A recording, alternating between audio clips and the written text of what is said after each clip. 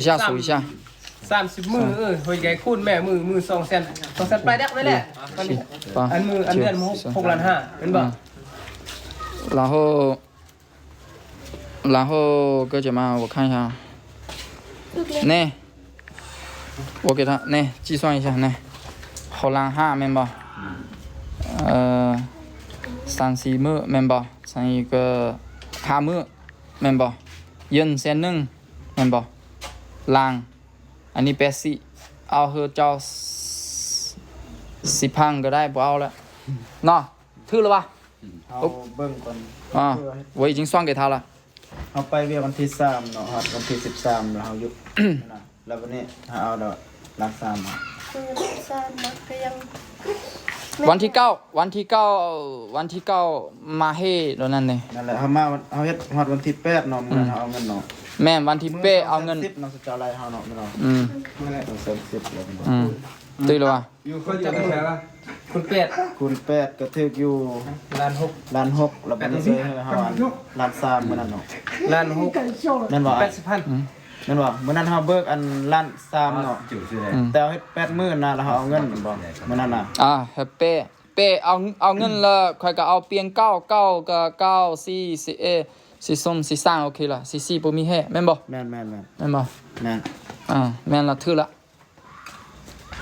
没5มื้อ5มื้อนี่แม่นบ่他们不会算账的哥姐们他们不会算账的แต่มาเขียนใส่ติดๆแล้วมันลบออกแม่จึงถึกลบออกเงินเอาก่อนนะอันนี้1มื้อจะเอา1,500เฮอเจ้าแล้วแม่นได้เฮแม่นมื้อไล่แม่นบ่1,500เฮอแล้วแม่นละถือละค่อยเขียนแล้วดินี่我已经记了的วันที่9มานี้ก็ยืมเงิน1,000เนาะโอเคละวันที่9ให้ยืม1,000นึงบ่ฮู้แม่นจักมื้อยืมละค่อยบ่จื้อละเฮาบ่ได้ยืมติเงินซื้อทางแม่นยืมละเฮาบ่ได้ยืมติเงิน1,000นึงเฮาบ่ได้ยืม1,000นึงเฮายืมล้านนึงเลยก็我也不知道แม่นค่อยเขียนตัวนี้แม่น1,000เลยเรายืม1,000ติยืมมันเอามันเบิกตลอดได้เทื่อละ100,000นำเอ้ย他嘛是เฮาบ่ฮู้เฮานี่แม่นพูดเฮาก็มันคนตรงๆเฮายืมเฮาก็ว่ายืมเอาเฮาเบิกแต่เทื่อเดียวเฮามาเฮ็ดเวียกนี่他没有跟我借我说没有เฮาเบิกวันที่8ก็เฮาบ่ได้เบิกวันที่9借啊怎么会没借他借7号哎算了再拿一张给他那再拿一个过来我不说了我也不想说了เฮามื้อเฮามาเบิกเนาะพ่อเฒ่าเนาะไปบอกอันเดี๋ยว有个跟เอ้ยเด้就再拿个10万给他กำชื่อคนที่บ่ใหม่我觉得我管就有มื้อเฮามาเบิกอัน算了他们都不知道他们记不起的他们记不住的เฮาบ่ได้ยืมเฮาเบิกล้าน3ยืมดำ1,000นึงมันกระเทินเนาะยืมยากล้าน1,000ไล่ลง他8号就已经拿了工资，工作完了就拿工资全部付清了。付清了之后，9号开始算的，在9号和14号、13号的期间，他有借了10万块钱，是这样子。我是记在手机上，我是清清楚楚的。然后他说没借就算了，那10万就给他嘛，对吧？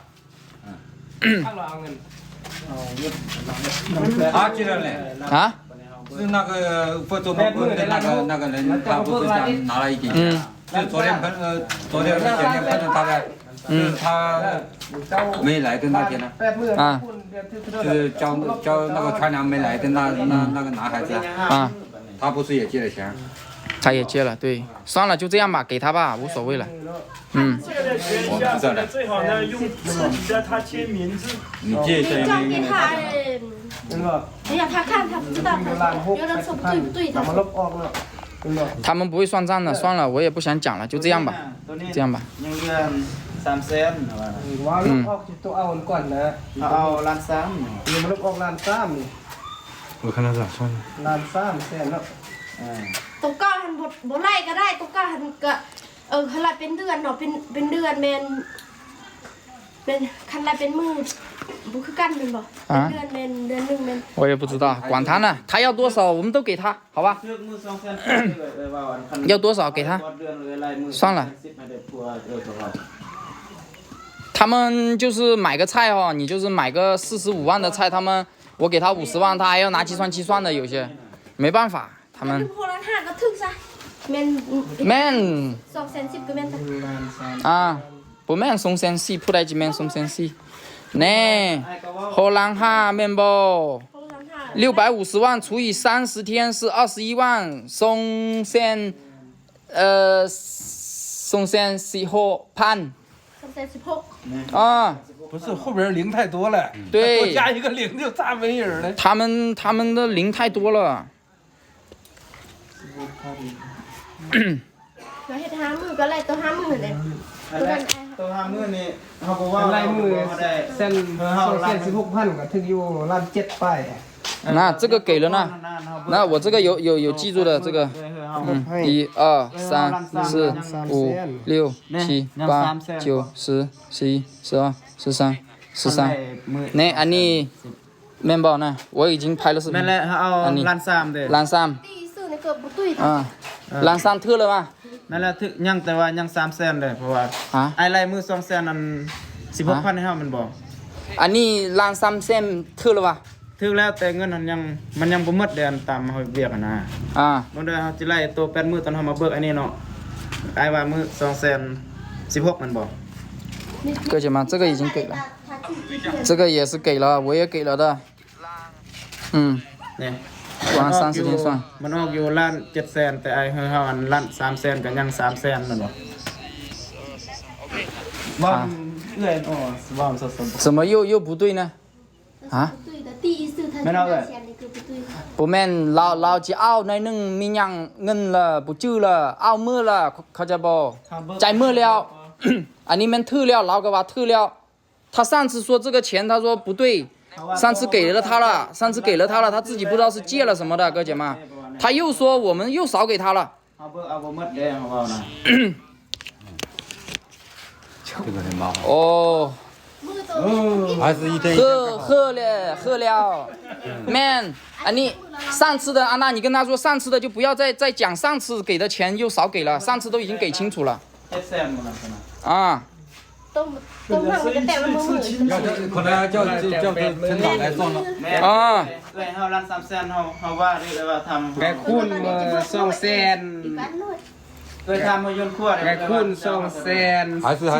请临时工好。哦，他这还是请临时工吧还是请临时工吧长期工他一天就是一 แม่น 天。 ถือแล้วค่อยบ่ฮู้แม่นเจ้าจะเอาก้อนมีหยังละแม่นแต่มีหยังเอาก้อนละเราจังใจ快欠了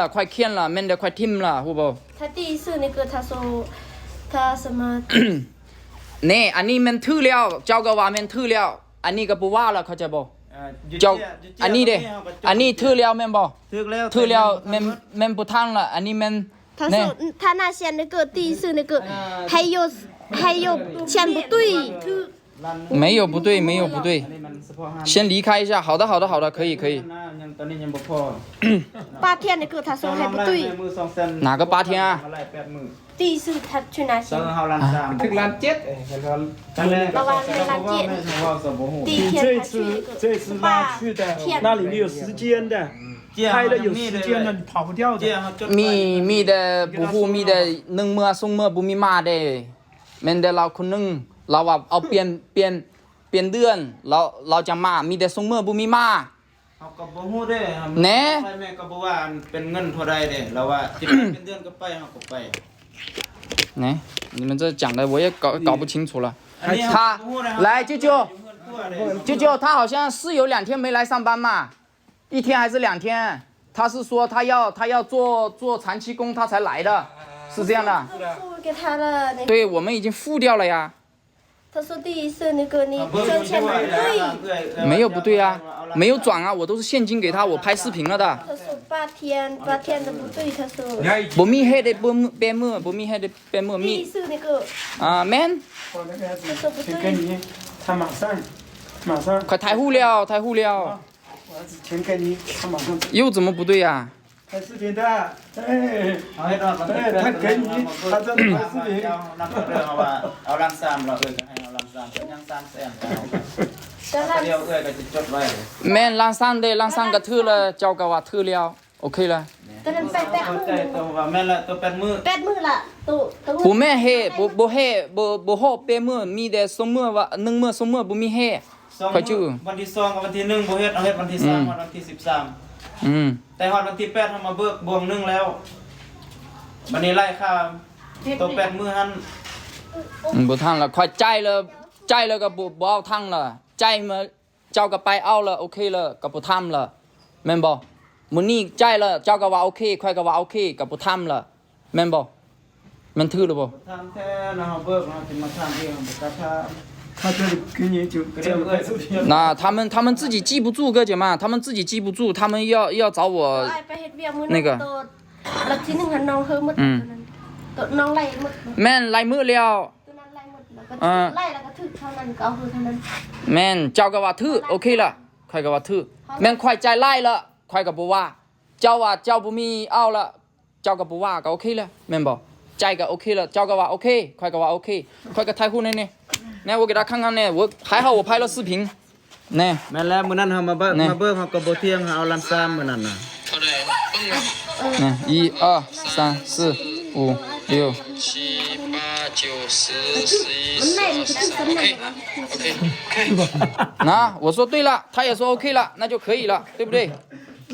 啊，你总不能说我中国人老是欺负我记性不好。